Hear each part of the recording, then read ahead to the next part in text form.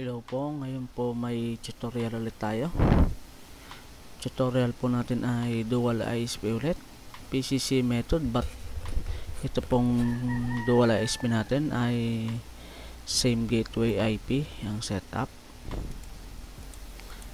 Para po sa mga hindi nakakaalam, pwede rin po ang dual ISP na same gateway IP.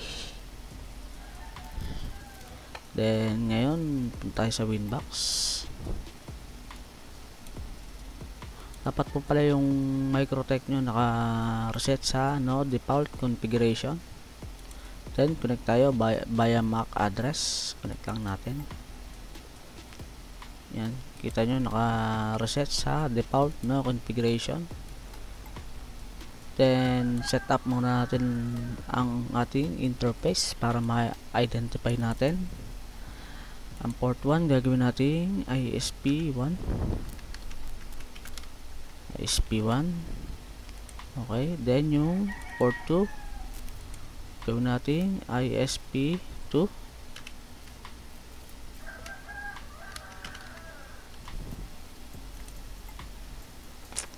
Then itong port 3, port 4 i-bridge na lang natin sa LAN. Gawin natin LAN. Depende sa inyo kung anong gusto nyong setup. Pwede nyong gawing hotspot, pwede nyong gawing PPOE. Pero sa akin, naka-default lang sa LAN. Then, next natin ang bridge. Since LAN yung gagawin natin, pangalanan lang natin ng bridge LAN. Then, next natin ay ang addresses para sa ating LAN. Kahit anong IP lagay nyo, sa akin ito lang, sample lang naman eh.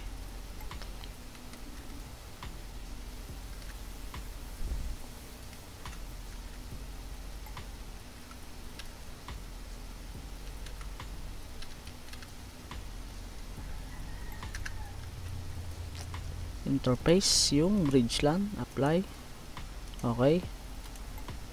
Then next natin ay ang IP, DNS.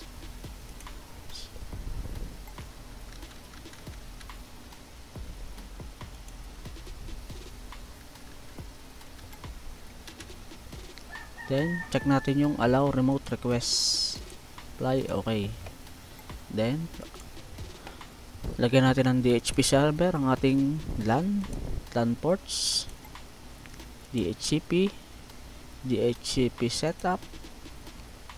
Select natin yung bridge LAN. Okay. Then sa ating bridge ports, assign na natin yung ating ports. Lalagyan natin ng bridge ang ating mga ports. Letter 3, bridge LAN. Okay. Then letter 4, bridge LAN. Okay. Kung may wifi yung Microtech nyo, i-add nyo na rin para hindi na kayo, para i-enable nyo na lang yung wifi para mag-connect na agad. Then after that, lagyan natin ng DHCP client, DHCP client, yung ating dalawang ISP na same gateway. Ito 1. Pwede nyo yung i-uncheck, but pwede din naman naka-check. But itong add default route dapat naka-no or dapat naka-no to. Then apply. Okay. Then check natin. Then makikita nyo yung ating gateway 192.168.1. Dito nyo makikita sa status ang ating gateway. Yan. Then add natin yung ISP2.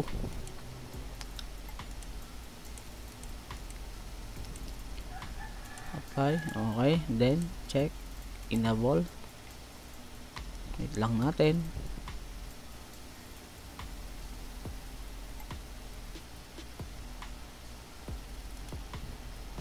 Yan.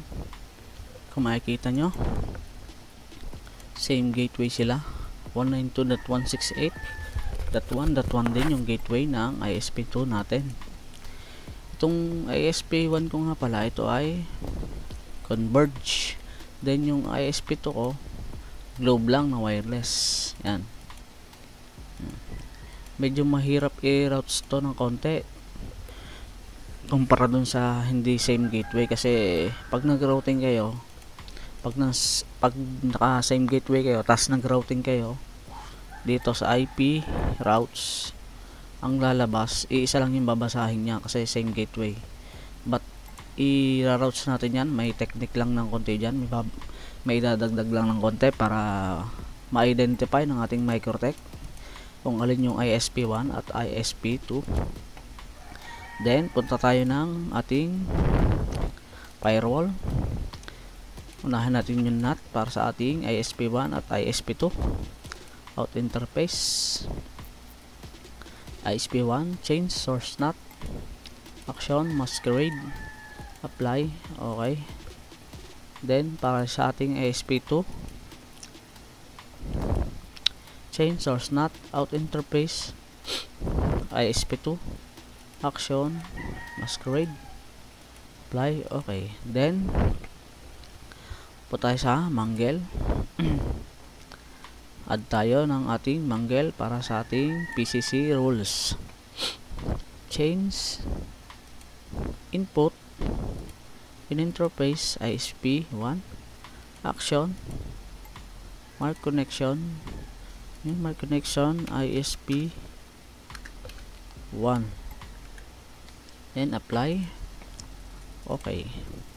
Then add naman natin yung para sa ating ISP2,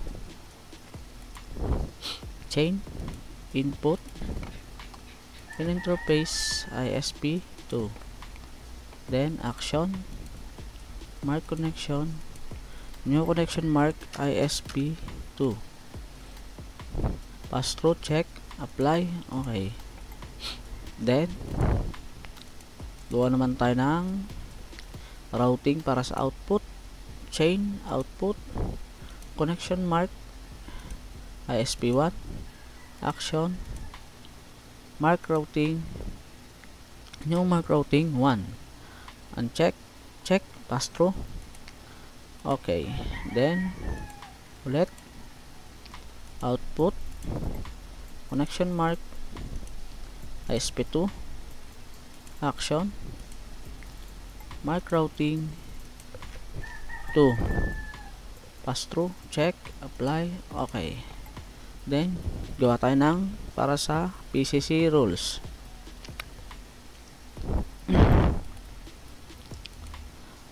Pre-routing, chain pre-routing in interface bridge, yung ginawa nating bridge na para sa LAN natin. Kasi pag hindi kayo naglagay ng bridge yan sa in interface, walang net yung dalawang ports nyo, hindi magkakanet yung port 3 tsaka port 4 at tsaka yung wifi kung meron man. Then sa advance, per connection classifier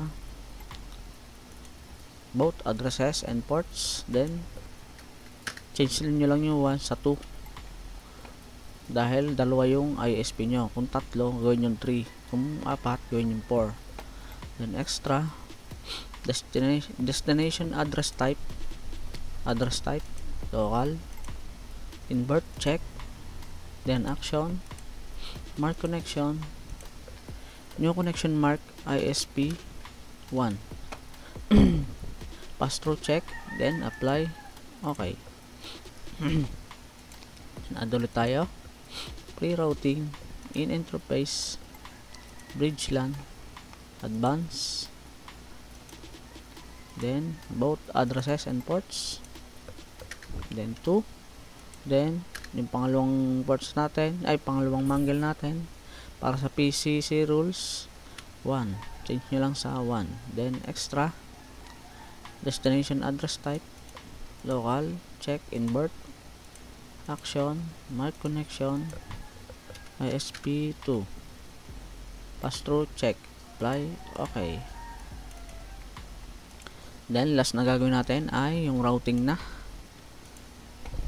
chain pre-routing in interface bridge LAN, then connection mark ISP1, then action mark routing 1, pass through check, apply.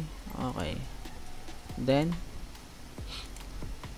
chain pre-routing in interface bridge LAN connection mark ISP2 action mark routing 2 check, pass through, apply. Okay na yan, kita nyo tapos na yung ating mangle para sa ating dual ISP PCC rule.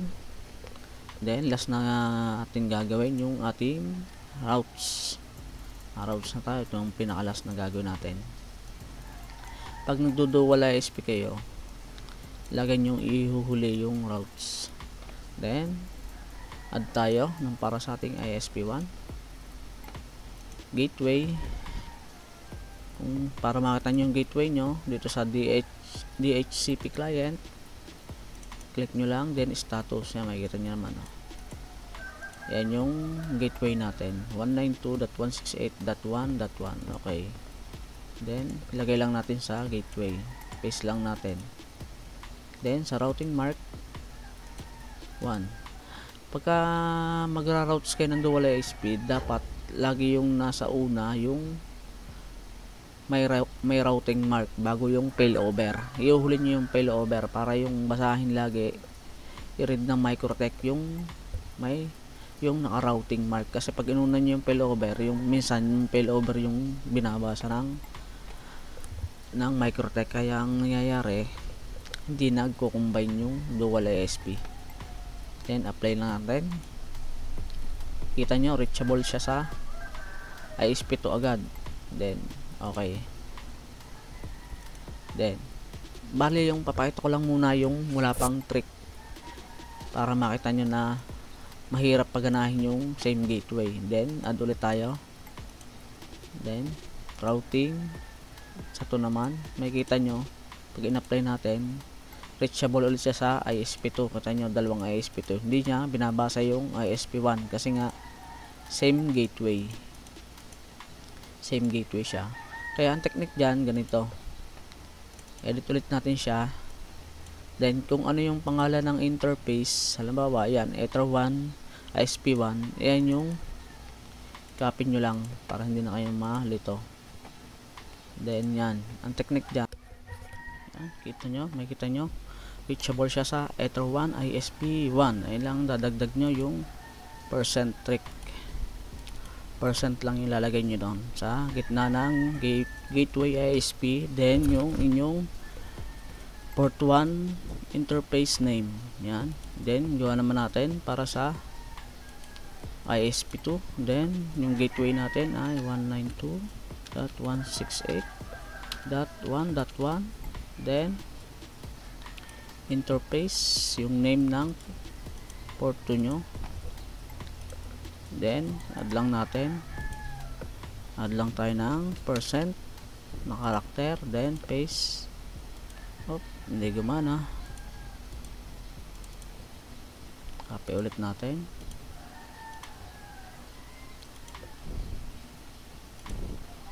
then paste. Kita nyo nawala agad yung red nung gateway. Then routing mark, lagyan natin sa 2, then apply. Okay, then last na gagawin natin ay yung ating failover. Add lang tayo ang gateway natin, 192.168.1.1. then apply. Okay, oops, nakalimutan lagyan ng ating percent. Lagyan natin yung ating failover ulit ng Ether 1-ISP1, then apply. Reachable na sa ISP1, copy na lang natin, then salta natin ng ISP2.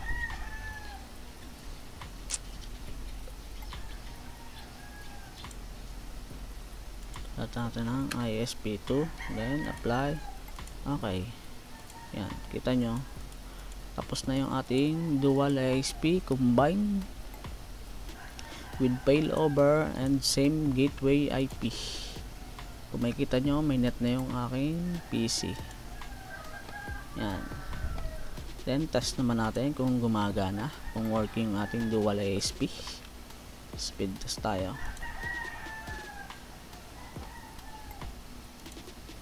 Bali yung ISP1 ko ay yung Converge, naka-priority yung Converge. Then yung ISP2 ko yung Globe na wireless.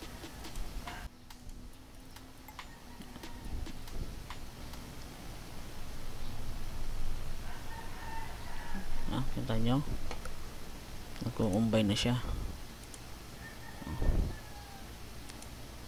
Kita nyo, nagkaka-packets. Bali yung MikroTik ko nga pala ay is half light lang, kaya hindi niya maabot yung 100 plus limit. Kaya hanggang 92 lang siya. Then yung upload natin ganun din, pero siya naman nagkukumbay niya kasi kita niya naman sa packet flow, nagkaka-packet siya. Bali yun lang po ang tutorial natin ulit. Abangan nyo ulit yung next kong tutorial. Maraming salamat. Sana po may natutunan kayo sa aking tutorial.